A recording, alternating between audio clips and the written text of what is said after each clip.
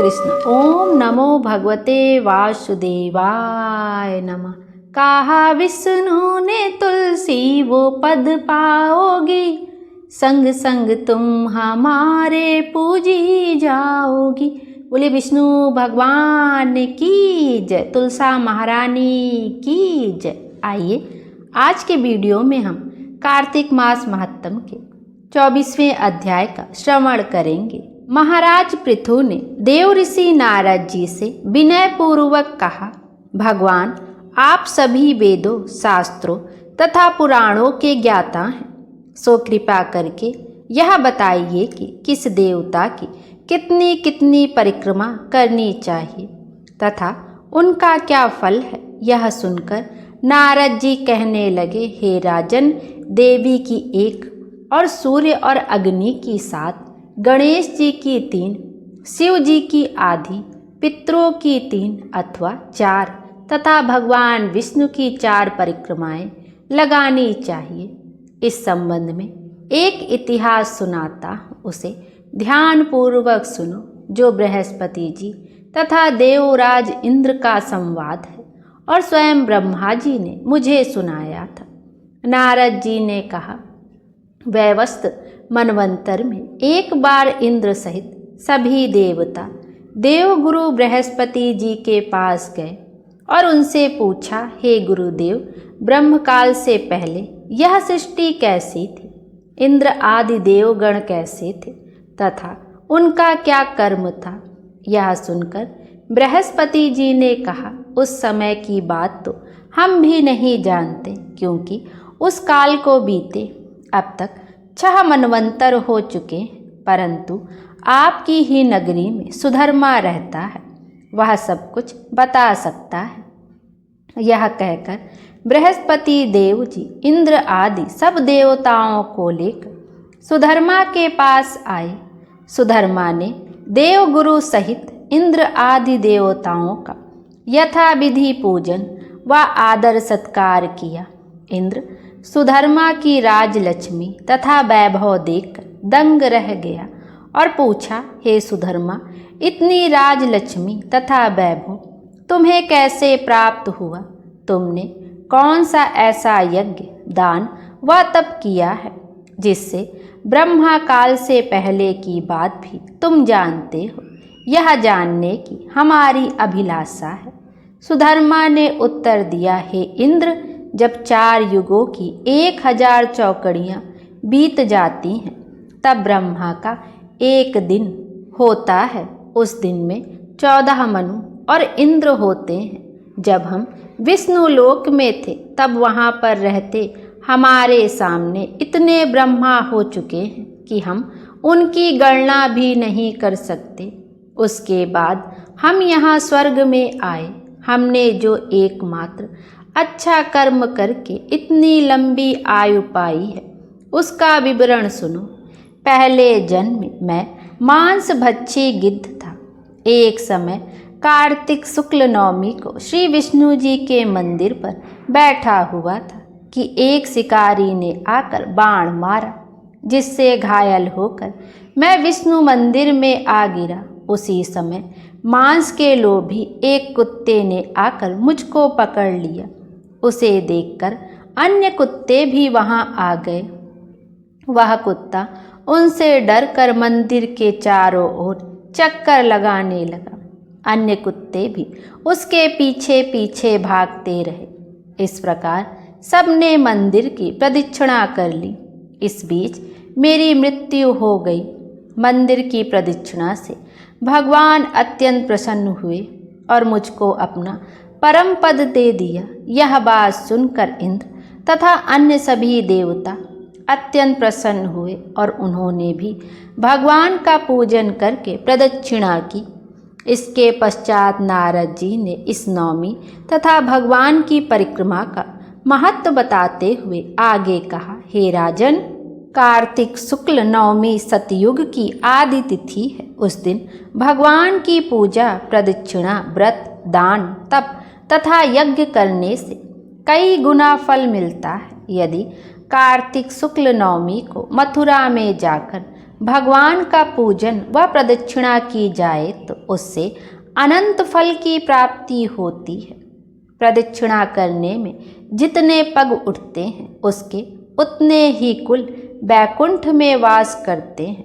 यदि मथुरा नगरी बहुत दूर हो तो अन्य किसी धार्मिक स्थान पर प्रदक्षिणा करे। यदि वह भी संभव ना हो तो ब्राह्मण विष्णु की प्रतिमा, गौ, तुलसी अथवा शालिग्राम की प्रदक्षिणा कर लेवे। समुद्र सहित संपूर्ण पृथ्वी की परिक्रमा करने से जो फल प्राप्त होता है वही अनंत पुण्य फल तुलसी जी अथवा शालिग्राम जी की प्रदक्षिणा करने से प्राप्त हो जाता है। कार्तिक के शुक्ल पक्ष की नवमी को गौ, ब्राह्मण, देव मंदिर, तुलसीवन, साधु, बैरागी, जीवन मुक्त, परमहंस, गृहस्थ, वेद, उपवेद तथा पुराण ये सब ग्राम में ही वास करते हैं। अतः अपने ग्राम की प्रदक्षिणा करने मात्र से ही सभी की प्रदक्षिणा हो जाती है। ग्राम की प्रदक्षिणा करने के लिए प्रातःकाल ब्रह्म मुहूर्त में उठकर शौच, स्नान आदि नित्य कर्म से निवृत्त होकर कमंडलु हाथ में लेकर ओम नमो भगवते वासुदेवाय नमः मंत्र का जाप करते हुए सूर्य उदय होने से पहले ही दक्षिणा प्रारंभ कर देनी चाहिए। ब्राह्मण देव स्थान अर्थात मंदिर, तुलसी तथा शालिग्राम की मूर्ति की परिक्रमा सूर्योदय के बाद भी की जा सकती है। बोलिए भगवान विष्णु की जय। 24वां अध्याय यहीं पर समाप्त हुआ। अब हम आज गोपा अष्टमी की पावन तिथि पे गोपा अष्टमी की पौराणिक कथा का भी श्रवण करते हैं। गोपा अष्टमी व्रत कथा। एक बार बाल गोपाल जब 6 साल के थे तो वे अपनी माता से कहने लगे कि माँ, अब मैं बड़ा हो गया हूँ और इसलिए अब बछड़े चराने नहीं जाऊँगा, मैं तो गौ माता के साथ जाऊँगी। यशोदा ने बोला कि नंद बाबा से जाकर पूछो। तो उन्होंने कहा ठीक है, लेकिन एक बार अपने बाबा से भी पूछ लो। तब भगवान कृष्ण नंद बाबा के पास गए और कहने लगे कि अब मैं बछड़े नहीं बल्कि गाय चराने जाया करूँगा। नंद बाबा ने उन्हें समझाने की बहुत कोशिश की, लेकिन कृष्णा की हट के आगे उनकी एक ना चली। फिर नंद बाबा ने कहा कि ठीक है, पहले जाकर पंडित जी को बुला लाओ ताकि उनसे गौचारण के लिए शुभ मुहूर्त का पता लगा सकूं। बाल गोपाल दौड़ते हुए पंडित जी के पास पहुँचे और उनसे कहा कि पंडित जी, आपको नंद बाबा ने गौचारण का मुहूर्त देखने के लिए बुलाया है।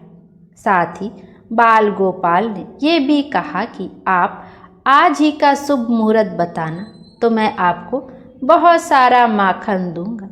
पंडित जी नंद बाबा के पास पहुँचे और पंचांग देखकर उसी दिन का समय गौचारण के लिए शुभ बता दिया और साथ ही ये भी कहा कि आज के बाद से 1 साल तक गौचारण के लिए कोई अन्य मुहूर्त नहीं है।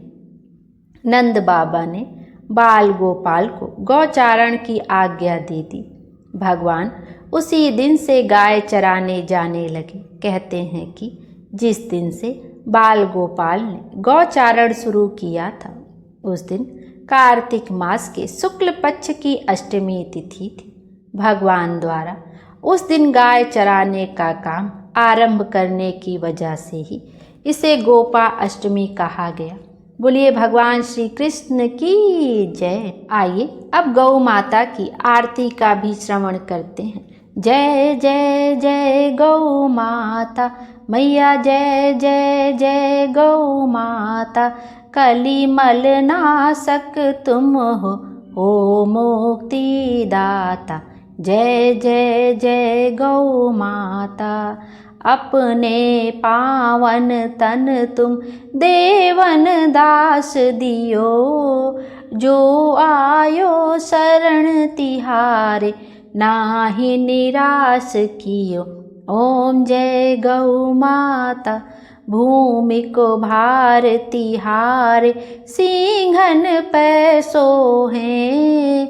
सरल स्वभाव तिहारो सबको मन मोहे। जय जय जय गौ माता पंच गव्य सो होवे।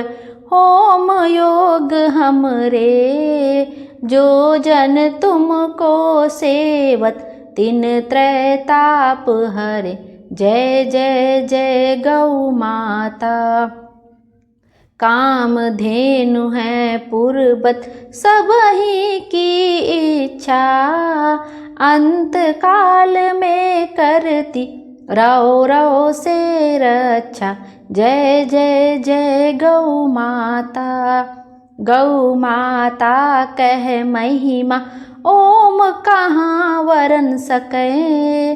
गावत गुण माँ तेरे वेद पुराण थके।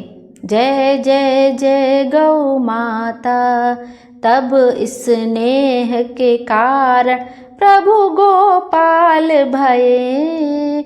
गौलो के सुख छायो गौचारण बनि गए। जय जय जय गौ माता।